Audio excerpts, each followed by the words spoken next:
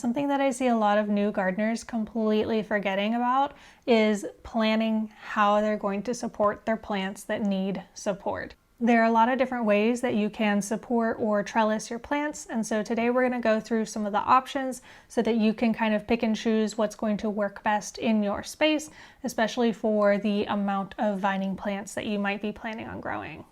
So if you're following along with the course, the last thing we did was we went and grouped our plants by a lot of different things, but one of the ways we grouped them was by growth habits. So by now you should know which of your plants are vining and are going to need support.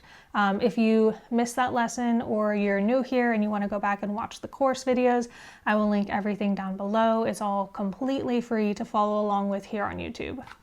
So the type of support that you want to give a specific plant is going to depend on a few different factors. You're going to want to know how big this plant gets. You're also going to want to know how long it lives, and then you're going to want to know about how heavy it is, because if it's too heavy for the support that you have, a collapse is in the future, and we definitely don't want that. If you have a plant that's going to live a really long time, then you're probably going to need a support that's going to last a really long time. But if you have a plant that is going to be very light and it's only going to live for a year, you could definitely go with something a little bit more delicate.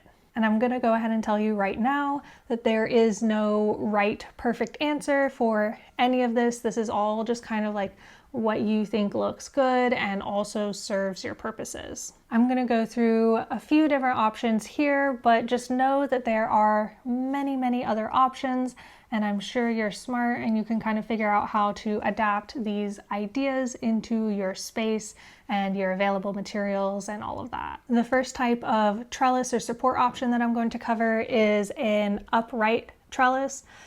This is exactly what it sounds like. It is one of those ones that comes straight up from the ground, and it is essentially just a vertical something that plants can climb on. These come in a lot of different materials. You often see them made out of plastic or wood in the home goods stores.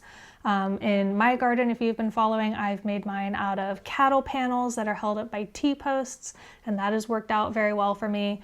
But something to think about with this type of support is you have to use it for a plant that will naturally kind of grab onto the support, or you have to be willing to tie your plants manually to the support as they grow. This very, very vertical type of support is not going to be very good for something that doesn't naturally kind of cling to it and want to climb, unless you're willing to put in the work to tie it up, which in my experience is not that big of a deal, and it can still be very useful to have this vertical type trellis. It is also a very easy trellis to install and take out when you don't need it.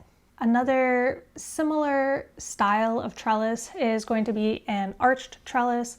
And in my garden, I also make those out of cattle panels that I've just kind of bent into an arch, but you can absolutely get arches in a variety of shapes, sizes, materials. This is kind of a classic garden trellis. And again, these usually have vertical sides, so as your plant is starting to grow up the trellis, it will often need some intervention from you as far as like weaving it through or tying it to the trellis until it gets to the top, at which point they often kind of start doing that themselves because gravity is helping them as well. Another very common type of support that you might be familiar with is something called a tomato cage. These are supports that are usually 3 or 4 pronged with metal circles going around as they go up. You guys know what a tomato cage is. You've probably seen it in gardening stores everywhere you go. And I actually don't like using these for tomatoes. I think they're very badly built for tomatoes. And you can kind of experiment with that if you want. I think they have their place for kind of holding up those plants that aren't necessarily vining, but maybe have trouble with their branches getting too long and fruit weighing them down and potentially snapping off those branches. Other than that, they're not super good at supporting the wide variety of vining plants that exist. Another common type of support that you're likely to see is something that I call a tripod.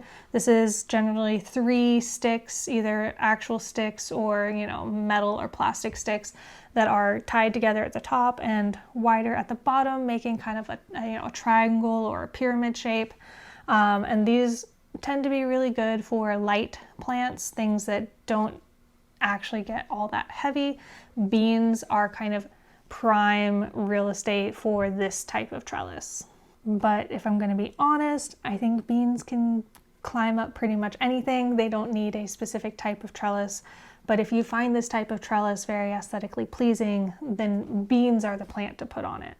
Something else to consider is potentially a natural or a plant support for your plant.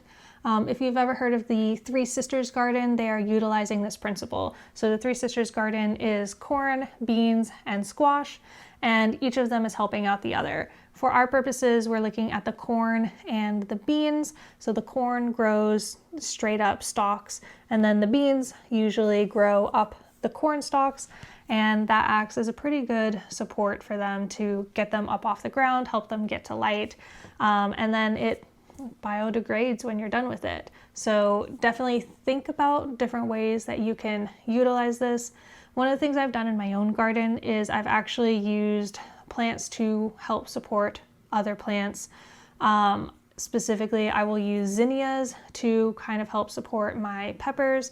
They get pretty thick stalks and they themselves do eventually fall over at the end of the summer, but in the middle of the growing season, they tend to be about the perfect size to help catch and support some of the heavier branches of my peppers as they're getting bigger. And that's just something that I discovered completely on accident.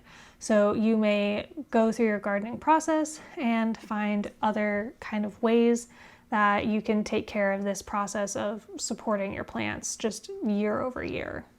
And the last type of support I'm going to talk about in this video, just to continue giving you things to think about, is the pergola that I have. This is a pretty large semi-permanent structure, and I'm using it to hold my perennial grapes and my perennial hardy kiwi.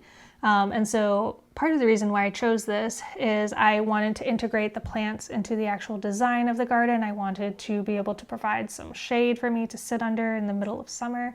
And I also think it's going to be really pretty.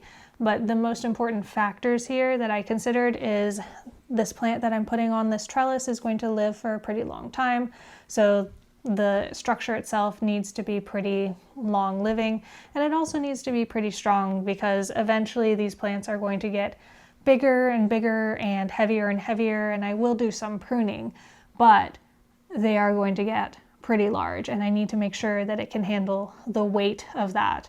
When I'm dealing with a perennial plant like this, if my supports fail like 1 or 2 years in, then it's going to be very difficult for me to replace that support without, fully damaging the plant. All right, so your homework for today is to go through everything in your garden plan that is going to need support and make sure that you have a plan in place for how you are going to support that. You don't have to decide exactly where all of that is going just yet, because we still have a few more things to consider. But if you already kind of have in mind, oh, this particular support would look good here, or this one would look good there, you can definitely start adding that into your sketches. And I will see you in the next video. Don't forget to catch up below if you haven't already, and make sure that you're subscribed so that you don't miss the next lesson. Until then, happy gardening.